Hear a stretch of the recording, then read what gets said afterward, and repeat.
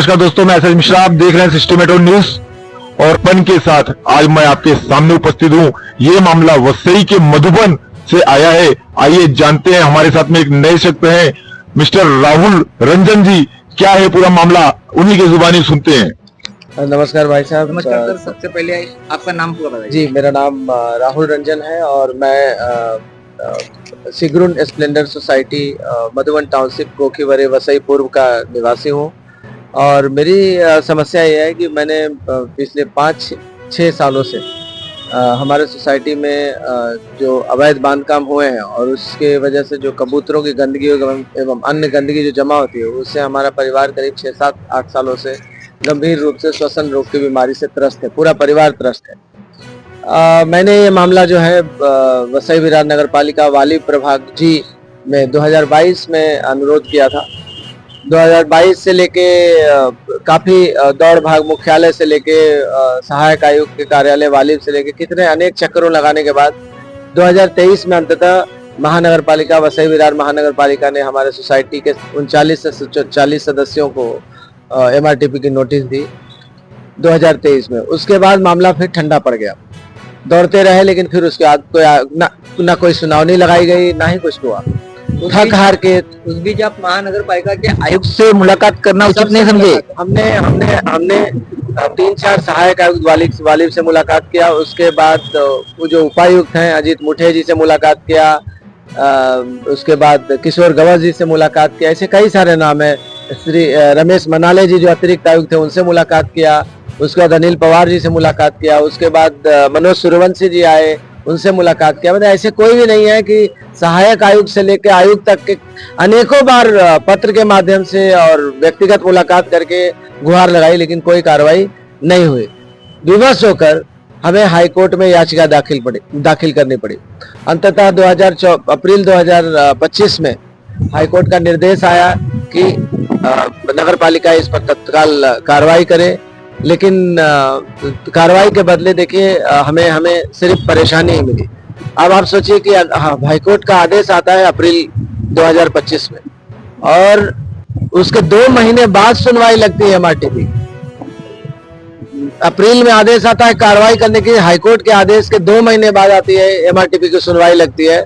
सुनवाई लगने के बाद फिर आदेश पारित नगर पालिका के द्वारा नहीं किया जाता है तब तक, जब तक कि हमने कंटेम्प्ट ऑफ कोर्ट का मामला जो है वो हमें कंटेम्प्ट ऑफ कोर्ट भी जाना पड़ा। मतलब कि वसई विरार महानगर पालिका ने कोर्ट का अवहेलना भी कर दिया, उनके आदेशों का उल्लंघन भी किया, उनकी सुनवाई को अनसुना करके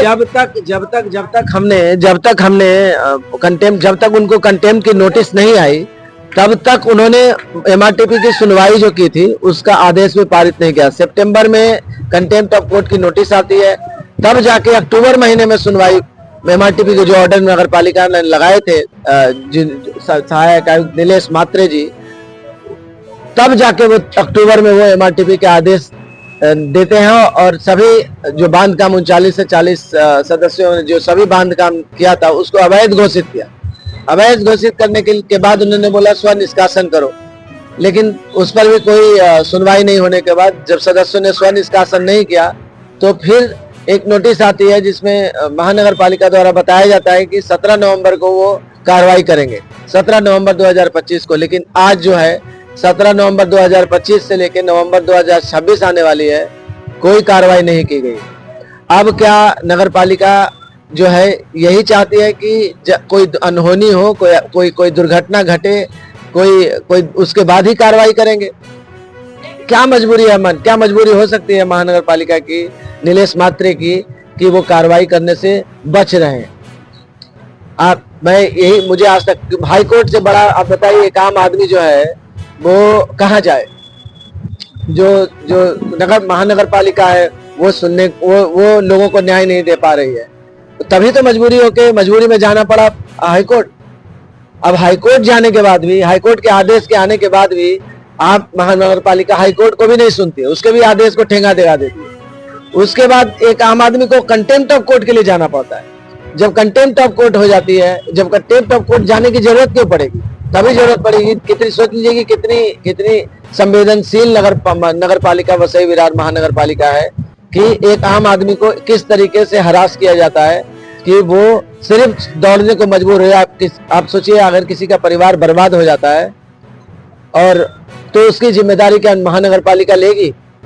अब मैं आपके माध्यम से मैं जो अपने नगर पालिका के आयुक्त या जो नगर पालिका के सहायक आयुक्त श्री नीलेश मात्रे हैं, उनसे यही विनती करूंगा कि वो हमारी समस्या पर गौर करें और तत्काल कार्रवाई करें, अन्यथा हमें मजबूर होना पड़ेगा।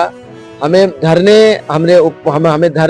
अपनी आवाज जो है लोकतांत्रिक तरीके से उठाने के लिए मजबूर होना पड़ेगा। आपके माध्यम से मैं यही चाहता हूं कि जो प्रशासन है वो सख्ती दिखाए और तत्काल कार्रवाई करे। और देखना ये रोमांचक होगा कि नगर पालिका अपने निकम्बेपन को कायम रखती है या बताए कार्रवाई को आगे बढ़ाती है। फिर महानगर पालिका उच्च न्यायालय के आदेशों को ठेंगा दिखा